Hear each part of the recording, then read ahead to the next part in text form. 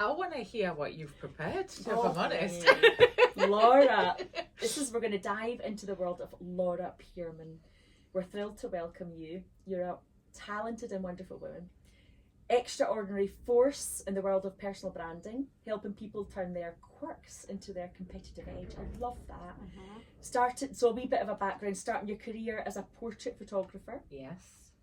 You transformed your business into an international consultancy, empowering women leaders to craft authentic and impactful brands.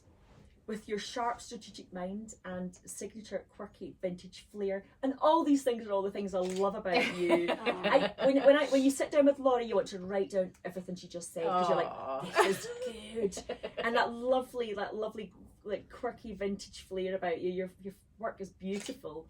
You've worked with clients across the globe, so you are global, to help people unlock their potential and amplify their voices. And everybody needs this in the world. Yes, they do. But there's things that I think is fantastic, and all the other things that you've done in your life, like backpacking, adventures around the world, such as Sydney and Australia for 2 years. Yeah.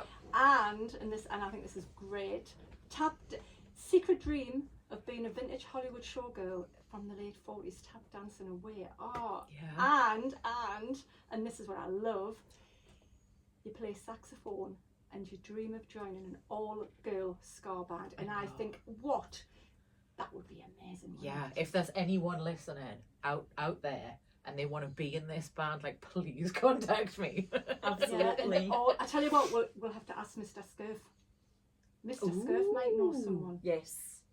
Watch this space. Watch this space, happening. girl. We put it out there, and now it's happening. I know. God only knows what could happen next. Absolutely. So, beyond your consultancy role, you share your wisdom as a lecturer in photography, inspiring the next generation. And we've got you here today, Aidan, of creative leaders, but also champion innovation and closing the gender gaps in the industry, which is so important, isn't it? It's important. Really, yeah, it's high time we did it as well.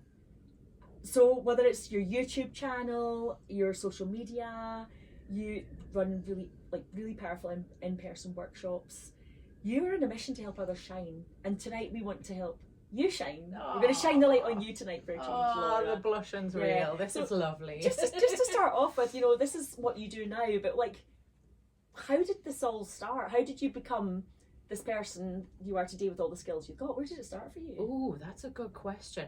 I think I quickly figured out that I wasn't going to fit in. So I had, hold on to your drawers here, ladies. I had 39 different jobs by the time I was 30 years old.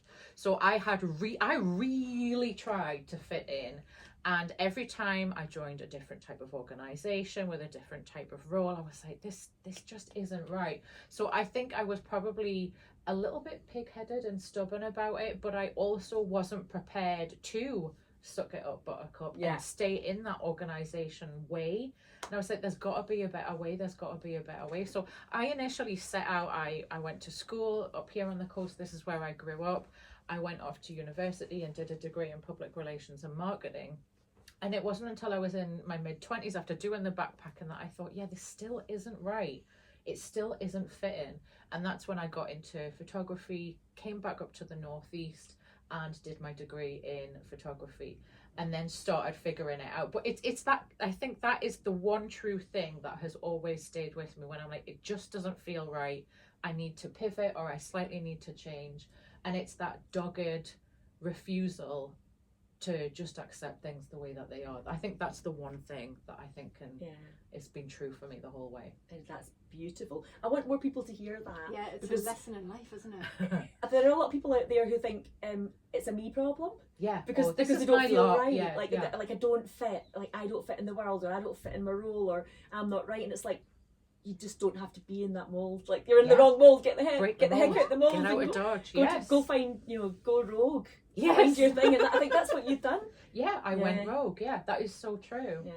And I love that. And so it's where that can take you. That's scary though, isn't it? Because terrifying. When you're in a world where you're conditioned into thinking you should be A, B, or C, doing 1, 2, or 3, and you say, heck no to that. I want to find what 4 is. So how did you find the courage to That's a really good question. I don't know. Maybe it's a past life. I really don't know what it is, because I think, you know, a lot of I compare myself often to my cousins or to my friends that I grew up with, and a lot of them seem to find their groove and fit in. So I know that I'm the weird one here, in that I didn't. It's not like there was one rebel in my life that was particularly inspiring. I think I've just listened to my gut a little bit more. That's definitely something I think I haven't achieved yet, though. I think it's a constant adventure and a constant journey of having the bravery to assess, where am I, and do I still want to keep going in that direction, or actually do I want to change things, and if I do change things, what could that look like? And I think this is where I love the personal branding side of things, because I can help people do that, not from a place of, oh, I figured it all out, because I haven't figured it all out, but I might be a little bit further ahead, or maybe I did a scary thing a little while ago and now I can help someone with that. And I think what's fascinating is we're locked, and I want to choose the word that you've just used there, we get hung up over words because we stigmatise all over the world. We don't even realise we're doing it, because it's actually right the way through the education system. And you use the word rebel. Yes. And it's like, what happens is, if anybody wants to follow their own path and they're not following what should be, or the known path, they're classed as like deviating from the norm and being a rebel, and it's not. You feel like saying thank you. Yeah. Thanks very much. But by doing that, though, I think that puts a lot of people on the back foot, because maybe deep down they wish that they had done it, and when someone else is doing it, they want to do everything they can to make that go away, because then that'll make that thing possible. And they didn't do it. They didn't take that opportunity.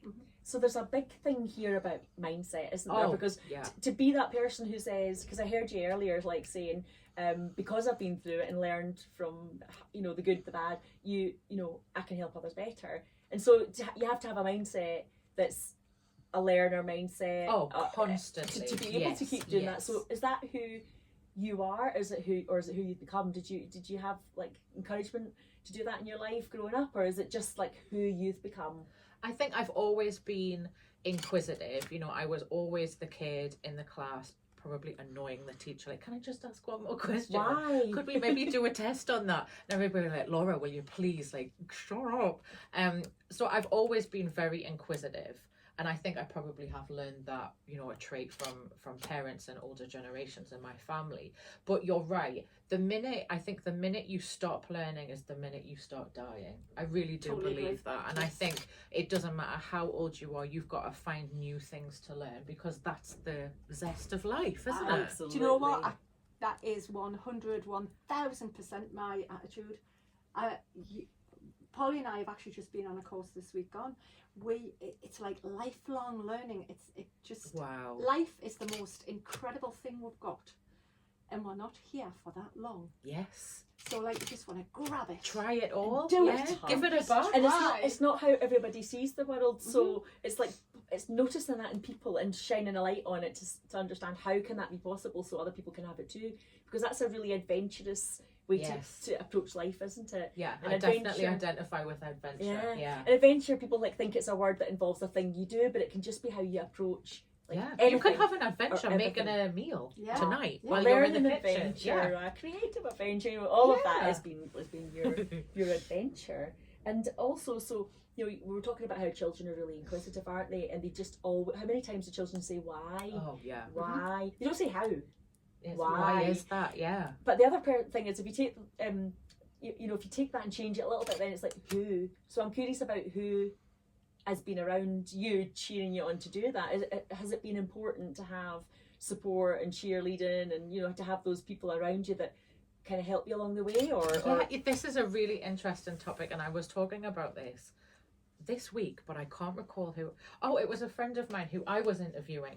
So he's in Maine, he's a photographer. I won't digress, I'm very good at doing that, so if I do that tonight, pull me very back. Boundaried, I like that, Laura.